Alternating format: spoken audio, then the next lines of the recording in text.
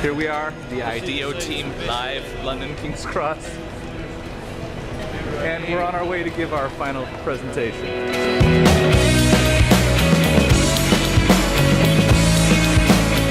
Why are you just so casual, Matt? We're on IDEO. IDEO doesn't dress up. Don't wear suits to IDEO? No, never.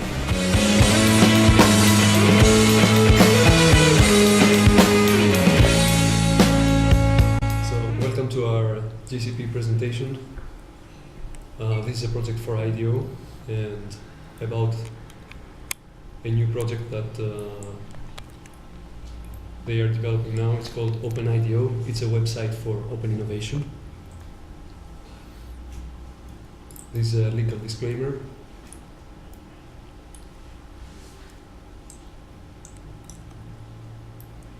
So the team members, there are 5 students, 5 MBA students coming from different backgrounds. Brian Bybee, Matt Dodds, Michael Falk, Vlad Skanes, and Yorgos Kavanias. The questions that IDEO posed to us in the beginning and the questions that we are trying to answer today in this presentation are mainly these ones. First, what is the current market for open innovation platforms? So this means who are the competitors out there who are doing the same or similar things that OpenIDEO will be doing. Second question is what will be the future market size and growth for this new project of OpenIDEO? Third question is about the pricing. How should OpenIDEO be priced? What would be the strategy for pricing? The last question is about the terms and conditions. What is the best legal practice that OpenIDEO should follow? We have used a 3-step methodology. First, we did some assumptions about the project. So there is a hypothesis, and we gathered all the data that we needed. Second step was to analyze all this data and do some modeling. And finally, third step, we came with some conclusions and solutions. So we're going to see an overview of the competitive environment, market size and growth modeling, pricing theory based on the above, and the legals, terms and conditions, competitor analysis. So we'll analyze the terms and conditions of other competitors and propose a solution for you. The sources of data that we used were, first of all, we searched through databases like Capital IQ and Business Source Complete. Then we checked all possible platforms of open innovation that exist out there. So we used the competitors' websites to see in a practical way how they run. Then, of course, we had IDEO's assistance. We had your feedback, the data that we got from you. We had a mentor advice from a professor in JBS. And of course, we did a lot of desk research.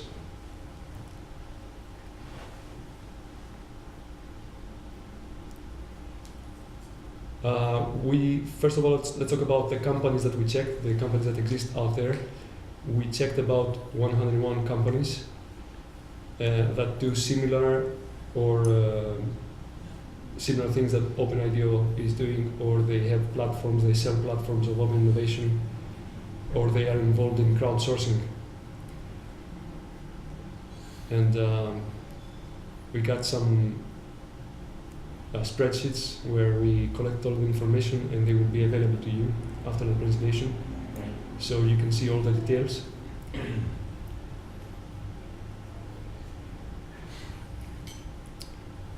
So all the assumptions that we made were backed up by this data that we gathered from all these companies, all the competitive environment. Now Raj can speak about the competitive environment. Yeah. This additional site set we did not only gives a nice rounded number 101, But we also found some new gems, like Design 21, which is partnered with UNESCO, United Nations Education, Social, Cultural Organization. And there's also one called Nine Sigma, I think. 9 Sigma, yes, which is one of the largest sites, and I'll talk more about it further down. Perfect.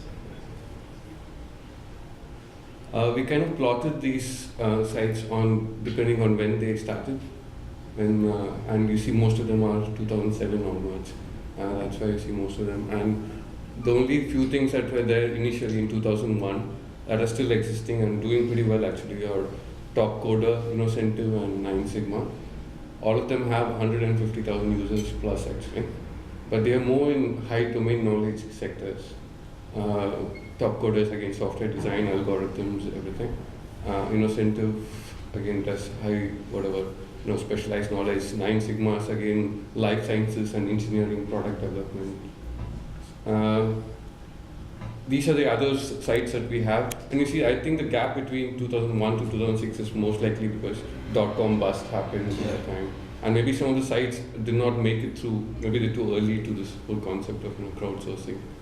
But this is the spread that we have right now. We actually put in Jive and Salesforce, though they are more platforms than sites that offer innovation themselves. Salesforce has got something new called Chatter, which is actually launching 2010, this calendar year. Right. Okay, the next. We also put them, plotted them across the user base that they have, the community size. And again, 9 Sigma is supposed to have 1.6 million users right now. That's the largest site that there, and Top Coders is about 250,000. And Innocentive is 150,000. Some of these are the more popular sites: Tom Gal, Hypnosis, Design 21. And there is, of course, some relation between when they started and the number of user base that they have.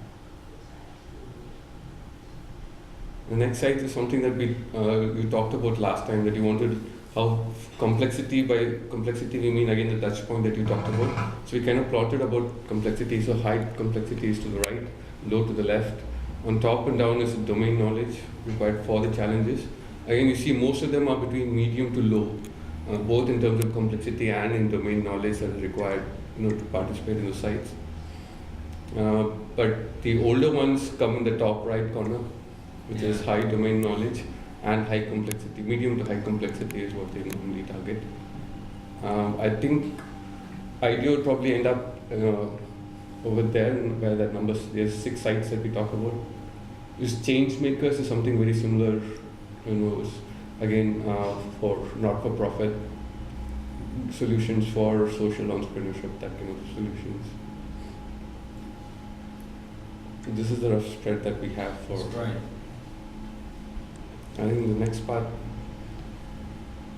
This is, we've actually created a document for 30 of those 100 sites, pretty detailed like this, and we'll give that as part of an appendix to you. This is a sample that we just put in a couple of slides for incentive and redesigning. We try to put in the number of challenges, the community size, and the incentive methodologies that we're using, I think, for each of these. And match it to the market. So of all the different data sources that Yorgos mentioned, we found that the best sources for the market size were IDEO's existing clients and competitors, as well as all the clients of the IDEO competitors that we listed. So of the 101 sites that we came up with, we went through all the clients and corporations that posted challenges on that list and then segmented that by industry. Brilliant. So that's a list that we'll provide to you as one of our databases, and it was a really key source for us in determining the market size. We also found out that as we looked at all these competitors, we've looked at the Forbes 2009 Corporate Social Responsibility list to find the top 100 ranked companies in corporate social responsibility globally. And we found that actually a number of those clients appear both in IDEO's existing clients and also as competitors or clients of IDEO's competitors.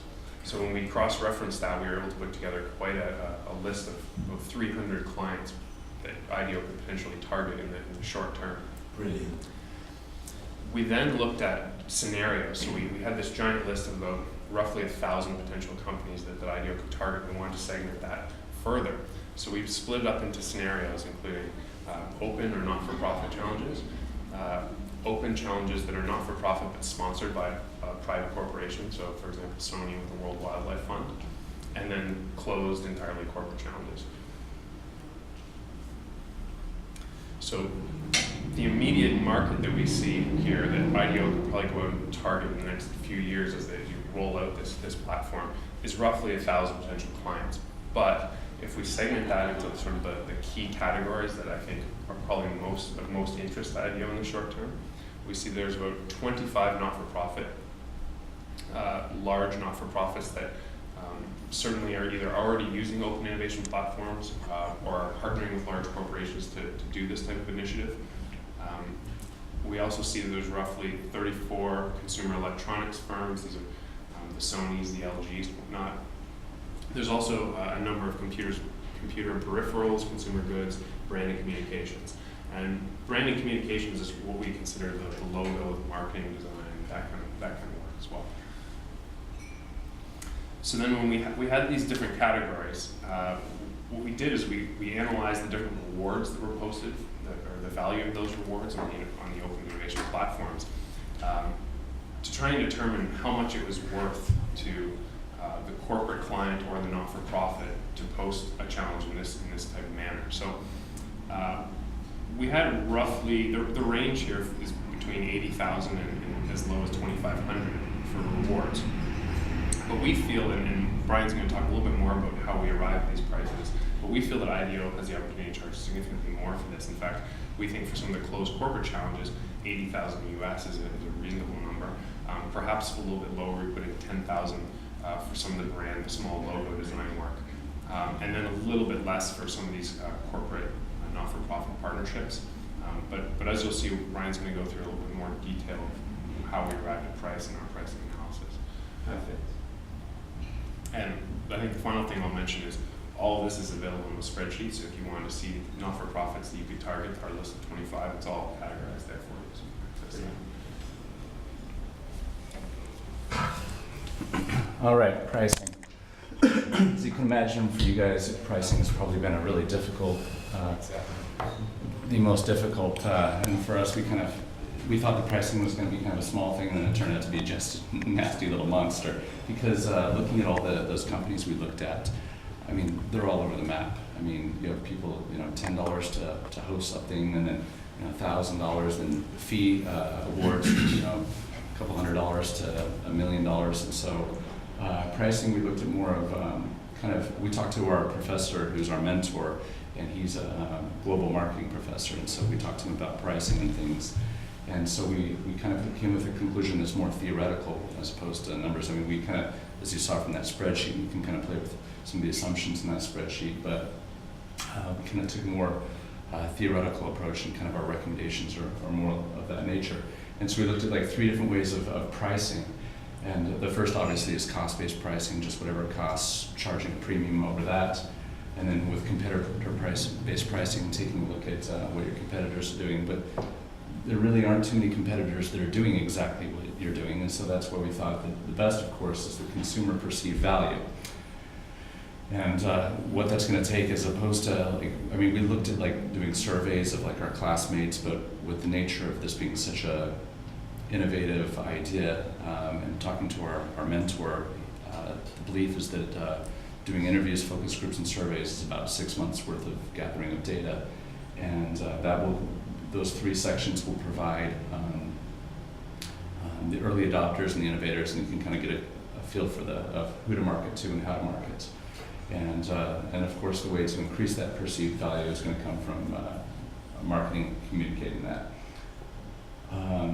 So as far as the nonprofit approach, we kind of went on a limb with this one. We spent a lot of time debating this and discussing it and thinking what's appropriate to charge for. We assume that you already have answers to all these questions, but for us, it seems like the correct thing to do with a open challenge that doesn't have a sponsor is we don't really see the open challenges as your bread and butter. It's kind of more of a way to build a community. and to find out who your innovators are going to be for your closed challenges. And so our suggestion was like a free service, or just a management fee to cover the cost of whoever's working. And also, as far as corporate sponsors, we're looking at about 5/8 of the full appraisal. So if it's, and we're just going off the number that we got about Sony and how much they're going to be charging, or how much the bid is for that. And so we're thinking about 5/8 or so of full appraisal to cover the costs, and to because you don't want to charge nothing, but you don't want to charge full, because it's corporate. They're going to be benefiting from it, but at the same time, it is for not-profit. So it's kind of where we went there. And so as far as for the full profit, we see that there's an initial approach and a long-term approach. And the initial approach is the main idea is that there's a lot of benefits that come, not just monetary in this early stage, and benefits such as we're first, of course, assuming that it's less expensive for you guys to operate OpenIDEO as opposed to having your full consulting team working on it.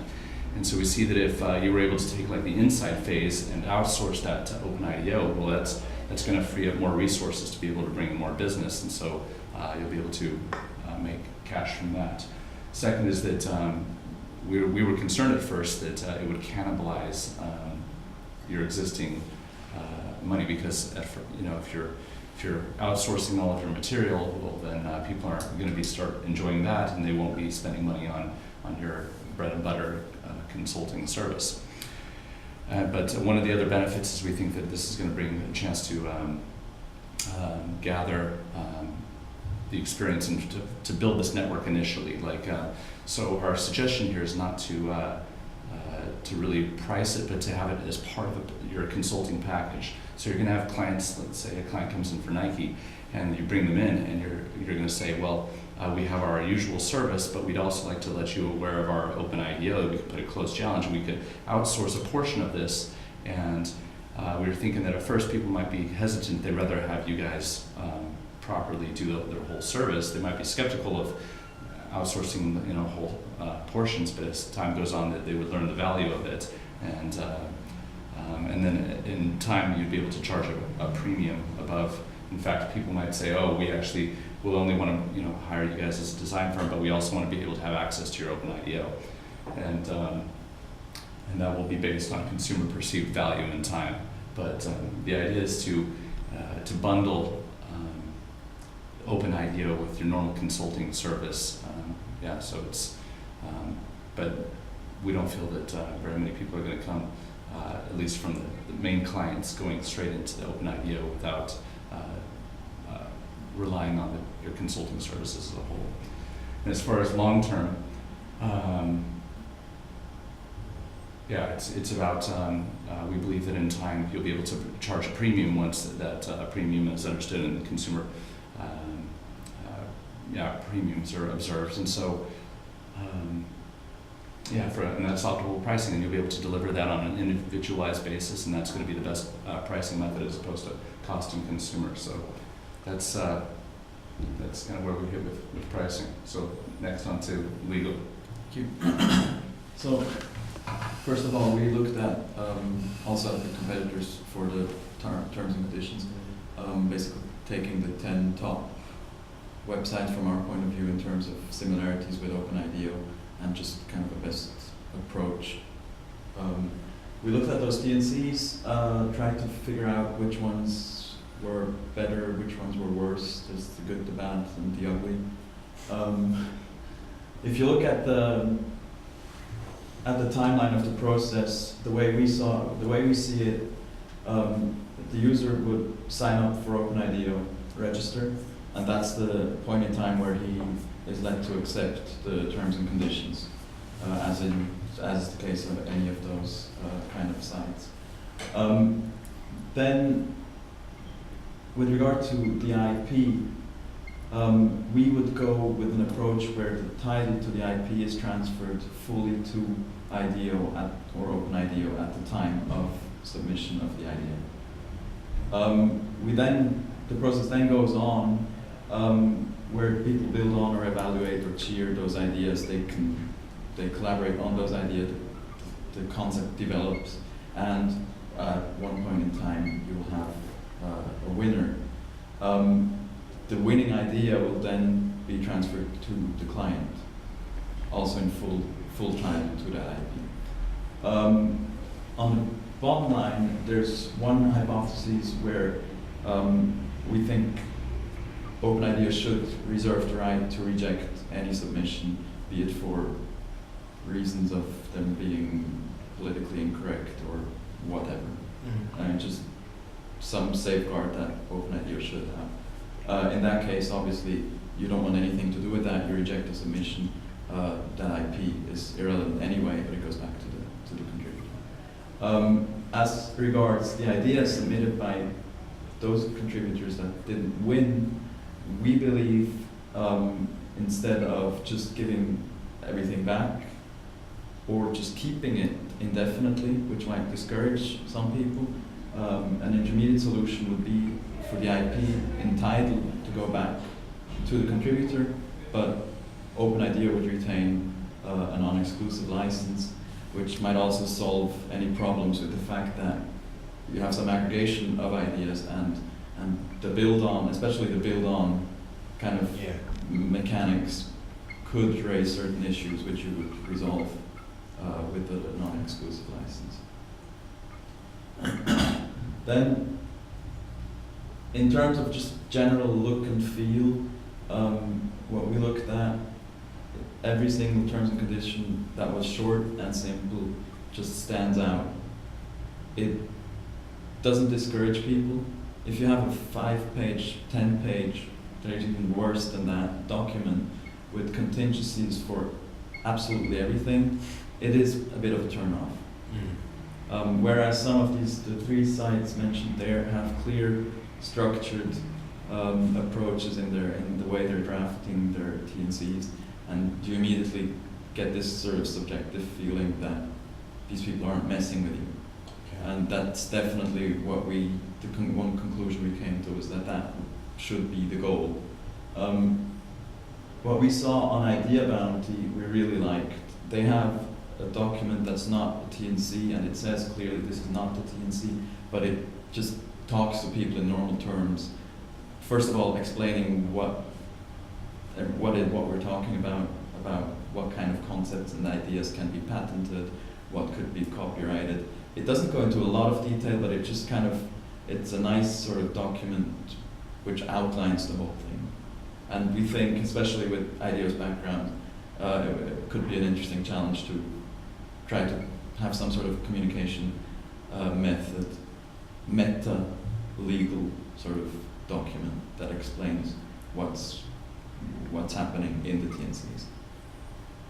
And then what we saw from Innocentive is the possibility to have special add-on terms and conditions for special challenges. And we're thinking in particular for the closed challenges, if they get more delicate in terms of confidentiality or for any other reason, you could always have an add-on limited to a separate challenge, where you would have those people that are invited to the challenge agree to those special T&Cs. And yeah, I think that's it. So that's where I'm genuinely really impressed, guys. It's a solid piece of work. No, honestly, there's a lot of thinking. What I'll do is I'll take you through now the proposal we gave to one of these clients, and you'll see how strong the overlap is. But particularly, things that struck me: great market research. I think some good use of creative sources as well. Because actually, as your time against community chart shows, there's a lot of entrants at the moment, so finding them is kind of tough to do. So that was good. I really like the point around pricing from value down rather than cost up. It's a classic technology trap, is to price from cost up. And it makes it far less erosive to our existing offer, so that's cool. And then handling the legals in a creative and visual way was really good as well. You don't see that very often, so that was great. That really could be something that kind of distinguishes from the rest. Yeah, could be great. So well done. Genuinely, it's good stuff. Should be proud of that.